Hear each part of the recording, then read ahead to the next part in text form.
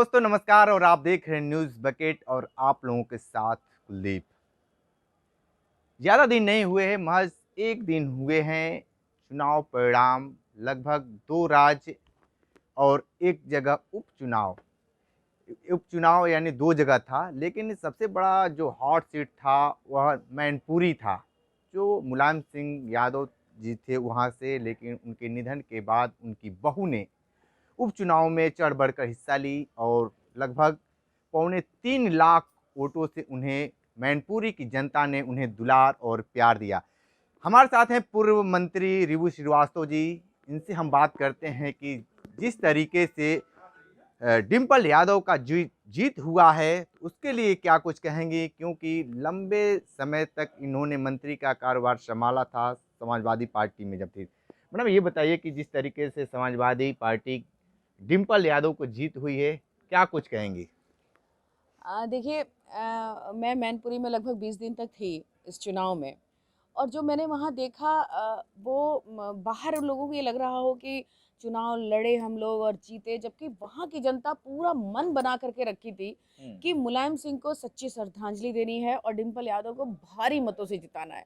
अब देखिए, भाजपा के लोगों ने पूरा तंत्र लगाया, कार्यकर्ताओं का बहुत उत्पीड़न हुआ, कार्यकर्ताओं को इस हद तक परेशान किया गया कि वो कम से कम संख्या में वोट डालें और डलवाएं। लेकिन उसके बावजूद भी जनता नेताजी को अपनी श्रद्धांजलि देना चाहती थी। जनता लोगों को, मतलब जनता ये दिखाना चाहती थी कि जो धरती पुत्र रहे हैं, जिनका नाम इस पूरे देश में और पूरे विश्व में है, उनको वो कितने सच्चे दिल से मानते हैं और उनके विकास को कितना वो महत्व देते हैं।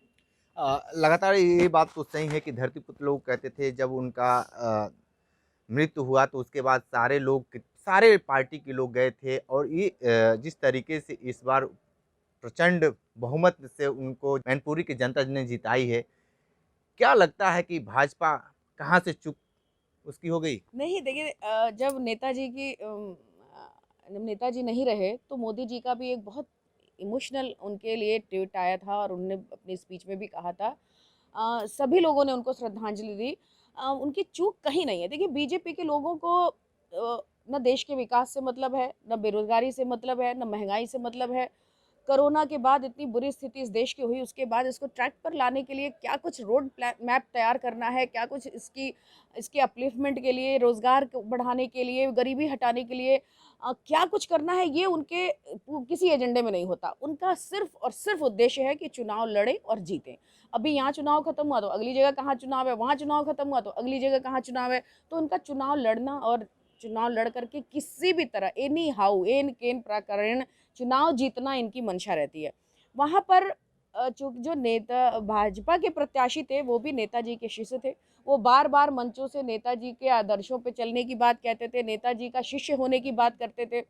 और भाजपा के शीर्ष नेतृत्व के लोग भी जब आते थे तो नेताजी को प्रणाम करके वोट की बात करते थे। तो कहीं भी आप जब नेताजी को सच्ची श्रद्धांजलि देने की बात करते हैं और नेताजी के बहू के खिलाफ आप चुनाव लड़ रहे हैं, कार्यकर्ताओं का उत्पीड़न कर रहे हैं, जब कोई वोट डालने जा रहा है, कोई महिला जा रही है तो कहते हैं आधार कार्ड नहीं, आधार कार्ड लेके आओ, आधार कार्ड लेके जाते तो वोटर कार्ड लेके आओ। तो कोई महिला घर तक जा करके फिर लौट के आना कितना मुश्किल होगा। तो कुल मिला के ये वोट नुकसान करने की बात सोच रहे थे। तो एक तरफ आप नेताजी को श्रद्धांजलि दे रहे हो और रिबू एक जी तरफ आप नहीं रिबू जी एक बात काट रहे हैं। गुजरात में आपको एक सीट मिला है, उसके लिए क्या कहेंगी?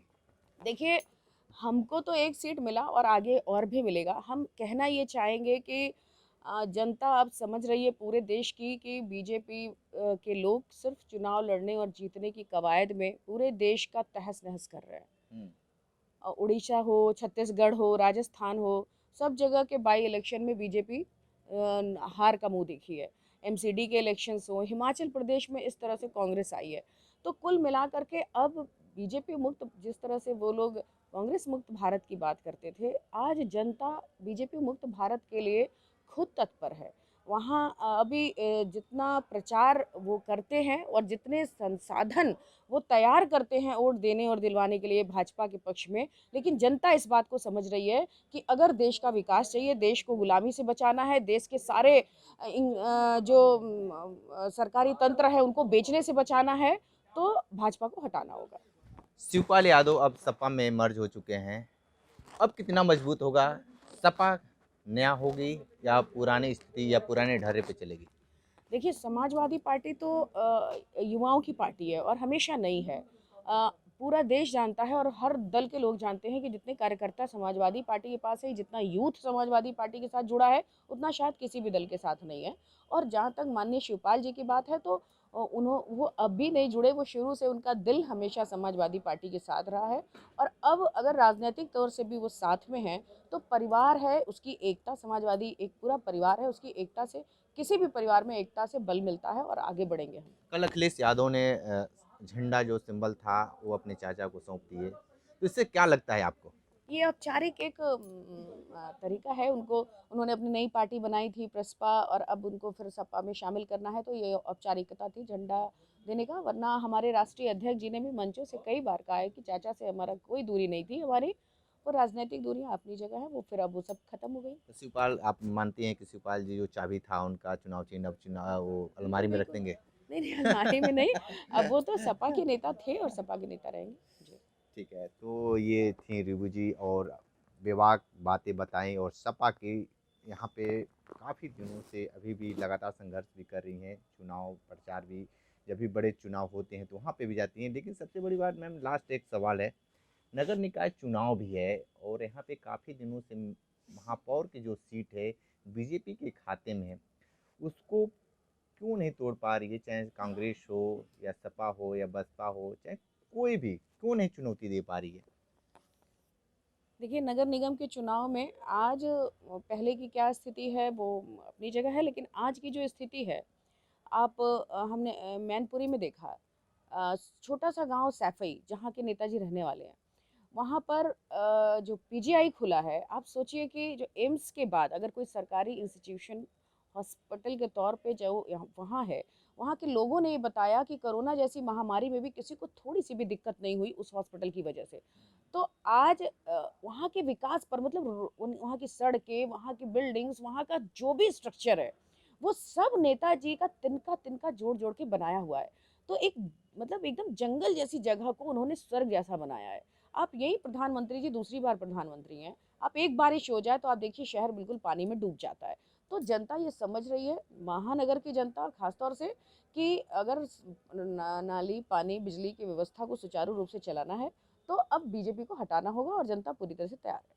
आप क्या मानती हैं कि इस बार बदलाव हो जाएगा? बिल्कुल बदलाव होगा, बिल्कुल जनता तैयार बैठी है। हम पार्टी की बात नहीं कर रहे हैं, लेकिन जनता तैयार बैठी है और जनता हमारे राष्ट्रीय अध्यक्ष जी को बखूबी जानती है कि जब भी, अगर उन्होंने 12 से 17 के चुनाव में जनता ने देखा है कि मेट्रो हो, आगरा एक्सप्रेस वे हो, चाहे बनारस को ले लीजिए, जितने भी पुल बनाए गए हैं सब समाजवादी पार्टी की सरकार में बनाए गए। भले ही इन्होंने उसका इनॉग्रेशन किया, फीता काटा, तो ये सरकार की आदत है कि दूसरे के बनाए हुए कामों को अपने नाम से दर्ज कराना। तो जनता अब राष्ट्रीय अध्यक्ष जी के विकास के कारनामों को जानती है, उनके इमोशंस जो जनता के साथ हैं, बेरोजगारों के साथ है, युवाओं के साथ है, उनको समझती है जनता। और जनता पूरी तरह से मन बना के बैठी है कि नगर निगम में हम उनको ही आगे लाएंगे और नगर निगम के आगे के हर सभी चुनाव में समाजवादी पार्टी एक रिकॉर्ड बनाएगी।